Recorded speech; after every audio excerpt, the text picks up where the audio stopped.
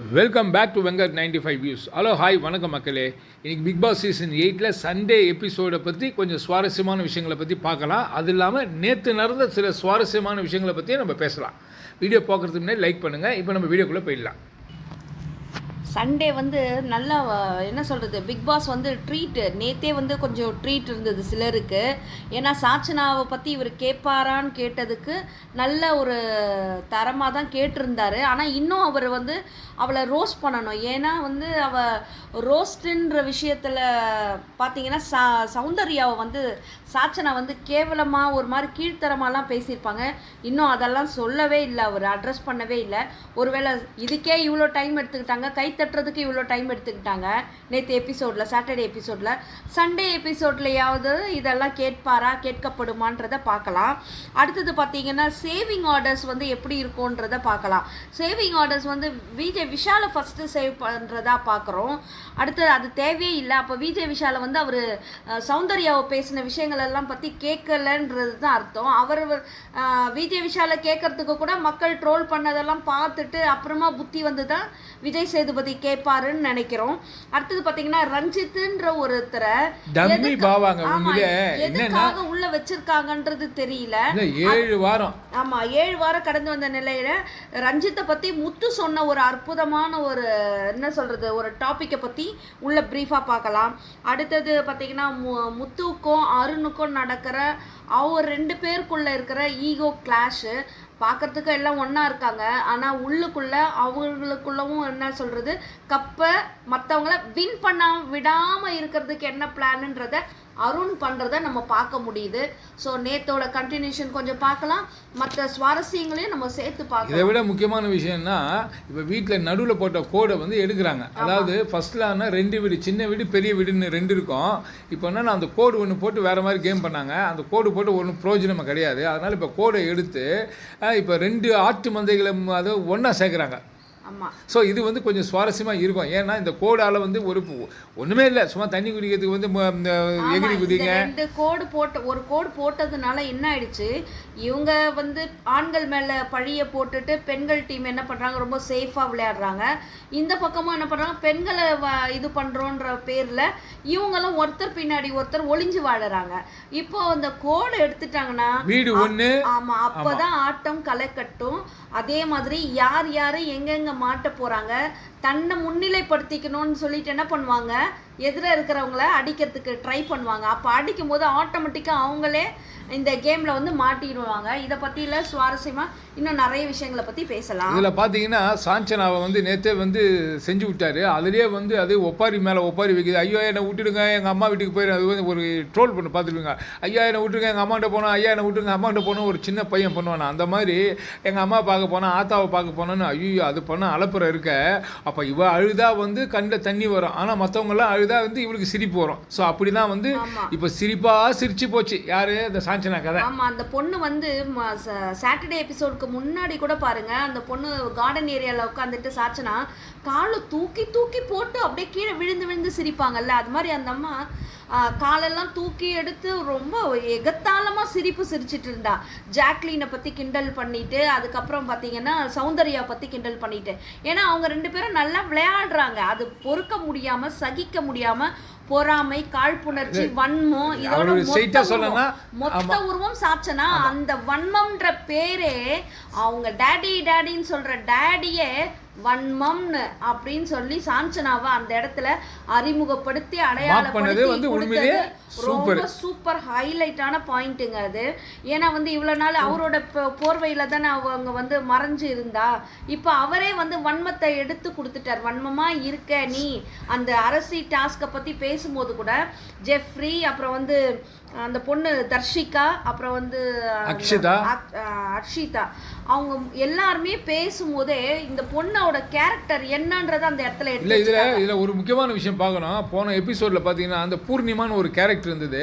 அவள் கமல் சார் எதனா கேட்கும்போது அப்படியே கவ்வும், தண்ணி குடி சார், தண்ணி கொஞ்சம் குடிச்சிக்கலாமா சார். ஏன்னா அது உண்மை கிடையாது, பொய்ன்றது கமல் சாருக்கும் தெரியும், நம்ம பார்க்குற ஆடியன்ஸுக்கு தெரியும், நீங்களும் பார்த்துருப்பீங்க. ஏன்னா போன வாட்டி பூர்ணிமா மாயா தான். அதில் பூர்ணிமா வந்து எப்போ பார்த்தாலும் அந்த வீக்கெண்டில் கமல் சார் கேட்கும்போது கவ்வி அப்படியே முக்கும்.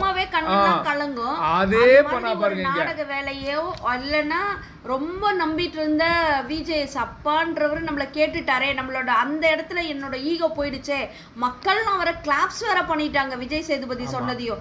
அதெல்லாம் அதுக்கு தாங்க முடியாம தான் அந்த பொண்ணோட அழுகை இருந்தது. நம்ம எல்லாருமே சின்ன பொண்ணுன்னு தான் பார்த்தோம். ஆனா அது எந்திரிச்சு பேசும்போது அது பேசுறத பார்த்தா தலைமையிலே 2 கொட்டி உக்கார் கீழே அப்படின்ற மாதிரி தான் இருந்தது.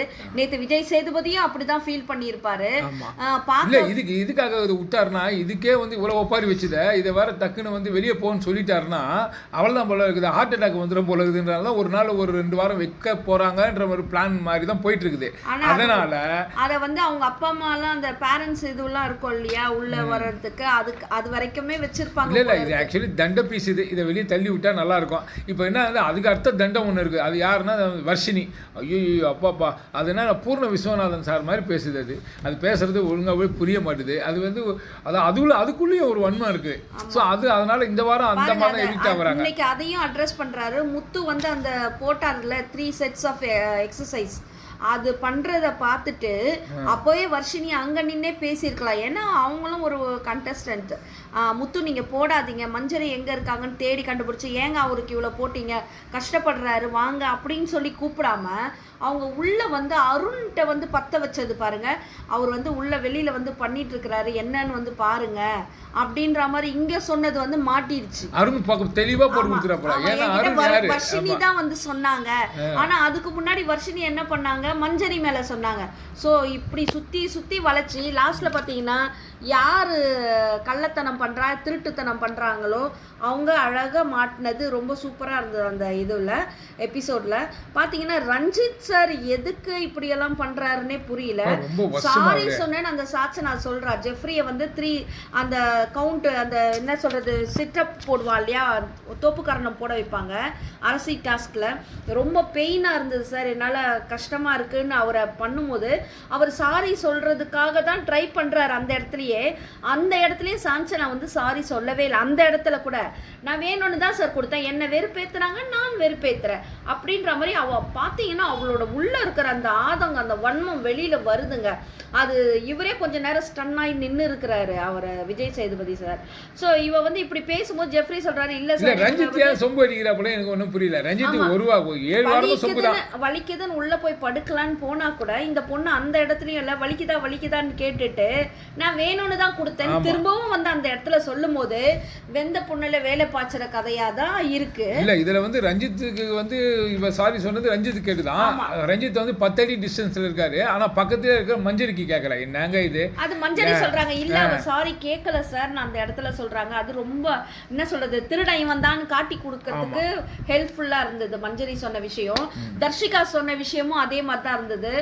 தர்ஷிகா தான் ஃபர்ஸ்ட் இந்த பாயிண்ட் எடுத்து மஞ்சரி சொல்லும் போது தர்ஷிகா நூல் பிடிக்கிறாங்க. தர்ஷிகாவை தொடர்ந்து என்ன பண்ணிருக்காங்க, காத்தாடி பறக்க விட்டாங்க. நம்ம அன்ஷிதா வச்சு செஞ்சுட்டாங்கங்க.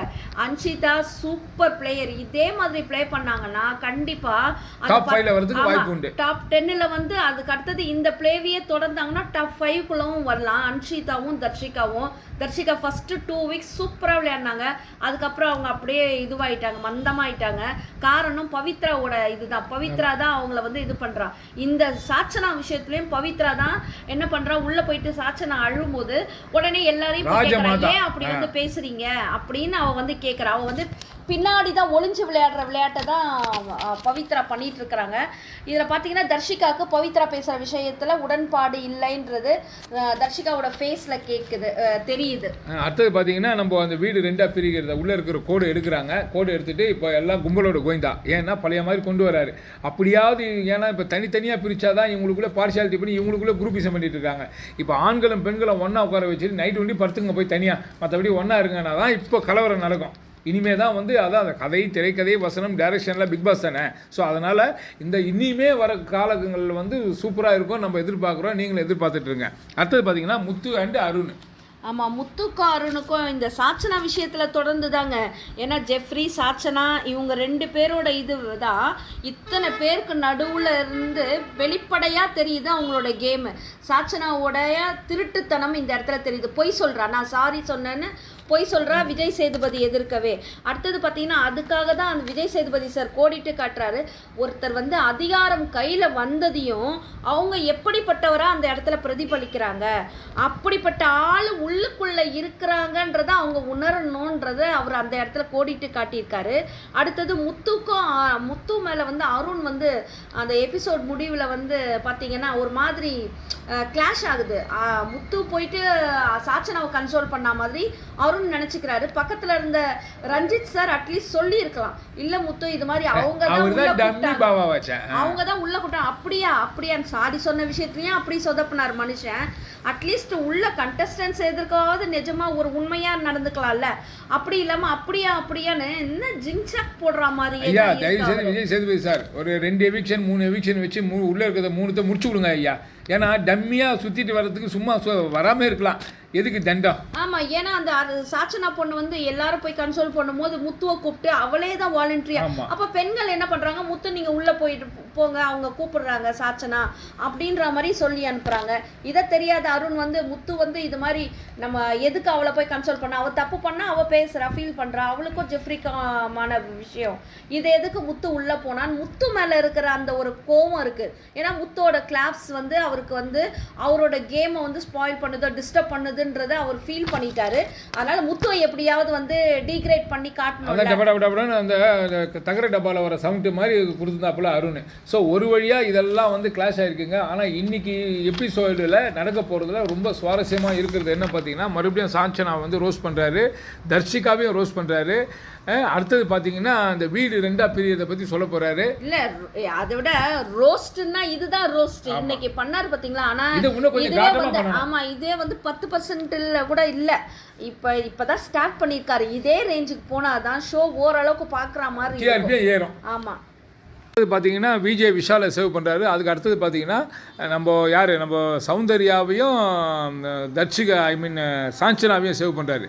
ஸோ இப்படி அதாவது சேவிங் ஆர்டரே வந்து டிஃப்ரெண்ட்டாக, அதாவது ஆப்போனண்ட் இந்த பக்கம் பார்த்தீங்கன்னா இந்த பவித்ராவையும் ஜாக்லினையும் சேவ் பண்ணுறாரு. ஸோ இப்படி ஏன்னா போன வாட்டி கும்பலோட கோவிந்தா எடுத்து விட்டாரு, நீ பெரியவளா நான் பெரியவளா, நீ பெரியவனா நான் பெரியவளான்னு அடிச்சுக்குவாங்க. சாச்சனா என்ன பண்ணுவா, சௌந்தர்யாவோட நம்மளை கம்பேர் பண்ணி 2 பேரையும் ஒன்றா சேர்த்து வச்சுக்கிறாங்க. அப்போ இவளை விட இனிமேல் இவளை அடிக்கிறதா நம்ம வேலைன்னு இவ ஸ்டார்ட் பண்ணுவா. ஸோ இப்போ என்ன நடக்கும்னா அவங்களுக்குள்ளேயே அடிச்சுப்பாங்க. ஏன்னா இந்த ஆர்டரே மாற்றி போடுறாரு. இந்த டாப் பிரகாரம் பார்த்தீங்கன்னா ஃபஸ்ட்டு வந்து நம்ம முத்துக்குமார் தான் வரணும், 2வது வந்து நம்ம சௌந்தர்யா வரணும், அதுக்கப்புறம் தான் ஆர்டரு. ஆனால் இது எல்லாத்தையும் மாற்றி விட்றாரு. இதெல்லாம் பிக் பாஸ் வேலை தான். இப்போ இனிமேல் எந்தெந்த பாம்பு எந்தெந்த புத்துக்குள்ளேருந்து வெளியே வரும், எது மோதிக்க போகுதுன்றது நம்ம பொறுத்திருந்து பார்க்கலாம். கண்டிப்பாக இந்த வீடியோ உங்களுக்கு பிடிச்சிருக்குன்னு நினைக்கிறேன். பிடிச்சிருந்தா லைக் பண்ணுங்கள், கமெண்ட் பண்ணுங்கள், ஷேர் பண்ணுங்கள், சப்ஸ்கிரைப் பண்ணுங்கள். தேங்க்யூ.